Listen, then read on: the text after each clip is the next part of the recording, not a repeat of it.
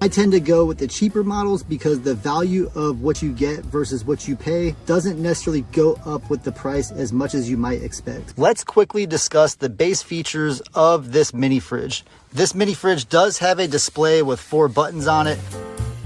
They are locked right now, and if you want to unlock it, you hold the settings button for about 3 seconds. It has a high, medium, and low battery setting, which if you are using this off of your vehicle, I would strongly recommend you keep it on the high setting.